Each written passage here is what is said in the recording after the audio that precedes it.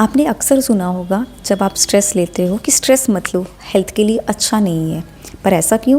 क्योंकि स्ट्रेस तो माइंड में होता है, तो बॉडी पे उसका क्या इम्पैक्ट हुआ। और सबका स्ट्रेस को हैंडल करने का तरीका बहुत अलग होता है। कुछ लोग बहुत खाते हैं, कुछ लोग बिल्कुल नहीं खाते, कुछ लोग बहुत सोते हैं, कुछ लोग बिल्कुल भी नहीं सो पाते। Hello everyone, this is Nisha. Welcome to my channel Nisha yogic life. आज हम बात करेंगे कि स्ट्रेस हमारी बॉडी के लिए क्यों ख़राब है। ओके, ये मैं एक स्टोरी से पहले शुरू करूँगी। सपोज़ एक इंसान के सामने स्ट्रीट डॉग पड़ गया। अब उसके पास दो ही ऑप्शन है, या तो वो भागेगा वहाँ से या फिर वो उसके साथ फ़ाइट करेगा। अब डॉग के साथ फ़ाइट करना तो इंटेलिजेंस चॉइस नहीं है, तो ऑब्वियसली वो वहाँ से भागेगा। अब ये सोचिए कि जब इंसान भाग रहा है और डॉग उसके पीछे पड़ा हुआ है, उस टाइम पे क्या उसको भूख फील होगी? नहीं ना ही उसको प्यास लगेगी, ना ही यूरिनेशन की सेंसेशन होगी, और ना ही उसके माइंड में कोई इमोशनल थिंग चल रही होगी। क्योंकि उस टाइम पे बॉडी को सेफ होना है, सर्वाइवल करना है, डॉग से बचना है। बोलते हैं हमारा sympathetic nervous system. Sympathetic nervous system हमारे फाइट और फ्लाइट मोड को एक्टिवेट करता है, जिसमें हमारा हार्ट रेट फास्ट हो जाता है, डाइजेशन स्लो हो जाता है, ब्रीदिंग फास्ट हो जाती है।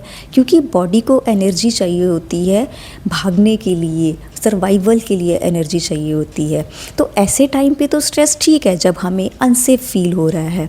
बट एक अनदर सिनेरियो, एक और स्टोरी छोटी सी है। सपोज़ किसी बॉस ने अपने एम्प्लॉय को डांट दिया due to some reason, like deadline पे काम नहीं किया। स्ट्रेस में फिर से सिंपैथेटिक नर्वस सिस्टम ऑन हो जाएगा। अब ऐसे केस में ना तो बॉस के साथ लड़ सकते हैं, ना ही वहाँ से भाग सकते हैं। बट होगा तो वही, हार्ट रेट फास्ट हो जाएगी, डाइजेशन स्लो हो जाएगा।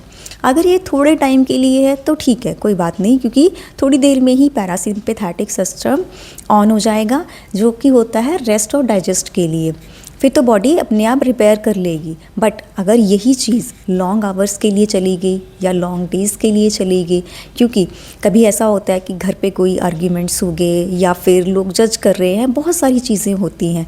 तो अगर ये प्रोलॉन्ग्ड स्ट्रेस ऐसे ही रहा तो क्या हो सकता है? क्योंकि डाइजेशन काम नहीं कर रहा, हार्ट रेट भी फास्ट रह रही है, तो ये फिज़िकल इलनेस का कारण बन सकते हैं।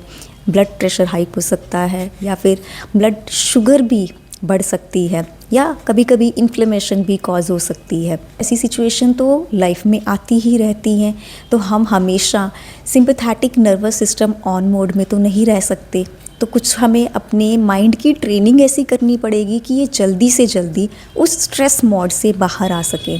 तो इसका सल्यूशन क्या है? ये ब्रीदिंग और प्राणायाम। डीप ब्रीथ करने से पैरासिम्पैथेटिक नर्वस सिस्टम एक्टिवेट हो जाता है। क्योंकि एक विजडम के अकॉर्डिंग भी जब हम मेंटली स्ट्रेस्ड होते हैं, आधी बोलते हैं, और आधी अगर प्रोलॉन्ग्ड टाइम के लिए रह जाए तो वो फिज़िकल डिजीज़, व्याधि को कॉज करती है। तो अगर हमें आधी को रोकना है, मेंटल स्ट्रेस को कम करना है, अब सिंपैथेटिक मोड को ऑन करना पड़ेगा। क्योंकि इस मोड में ही बॉडी सेफ़ फील करती है। जब बॉडी सेफ़ फील करेगी तो हार्ट रेट भी नॉर्मल होगी, डाइजेशन भी अच्छे से काम करेगा, और बॉडी की हीलिंग इंटरनली अपने आप स्टार्ट हो जाएगी।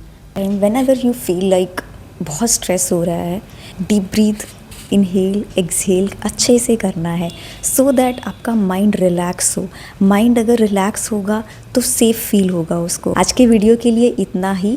कमेंट सेक्शन में बताइए आपको वीडियो कैसा लगा, और अगर आपको ब्रीदिंग या प्राणायाम के रिलेटेड कोई वीडियो चाहिए तो ज़रूर बताइए। मैं डेफिनेटली नेक्स्ट वीडियो उस पर बनाऊँगी।